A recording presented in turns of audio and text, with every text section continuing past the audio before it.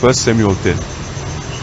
Then Samuel took a flask of olive oil and poured it on Saul's head and kissed him, saying, Has not the Lord anointed you ruler over his inheritance? When you leave me today, you will meet 2 men near Rachel's tomb at Zelzah on the border of Benjamin.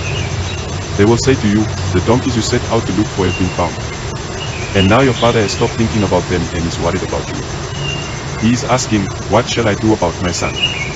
Then you will go on from there until you reach the great tree of Tabor. 3 men going up to worship God at Bethel will meet you there. One will be carrying 3 young goats, another 3 loaves of bread, and another a skin of wine. They will greet you and offer you 2 loaves of bread, which you will accept from them. After that you will go to Gibeah of God, where there is a Philistine outpost. As you approach the town, you will meet a procession of prophets coming down from the high place with lyres, timbrels, pipes, and harps being played before them, and they will be prophesying. The Spirit of the Lord will come powerfully upon you, and you will prophesy with them, and you will be changed into a different person. Once these signs are fulfilled, do whatever your hand finds to do, for God is with you. Go down ahead of me to Gilgal.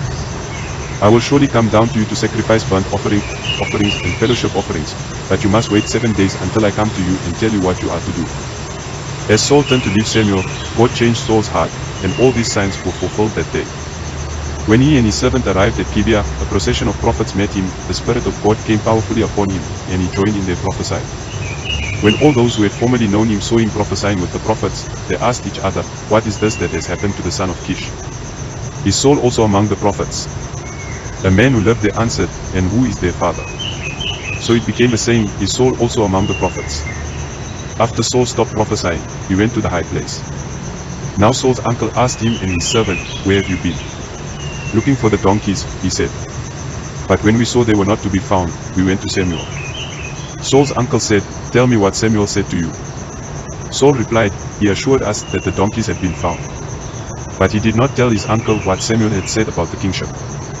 Samuel summoned the people of Israel to the Lord at Mizpah and said to them, This is what the Lord, the God of Israel, says, I brought Israel up out of Egypt, and I delivered you from the power of Egypt and all the kingdoms that oppressed you. But you have now rejected your God, who saves you out of all your disasters and calamities. And you have said, No, appoint a king over us. So now present yourselves before the Lord by your tribes and clans.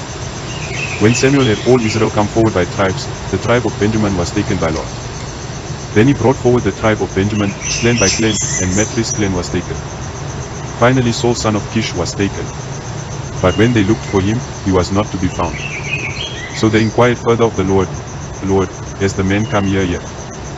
And the Lord said, Yes, he has hidden himself among the supplies.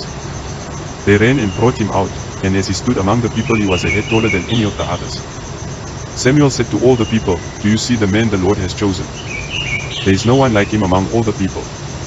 Then the people shouted, Long live the king. Samuel explained to the people the rights and duties of kingship. He wrote them down on a scroll and deposited it before the Lord. Then Samuel dismissed the people to go to their own homes. Saul also went to his home in Gibeah, accompanied by valiant men whose hearts God had touched. But some scoundrels said, How can this fellow save us? They despised him and brought him no gifts. But Saul kept silent.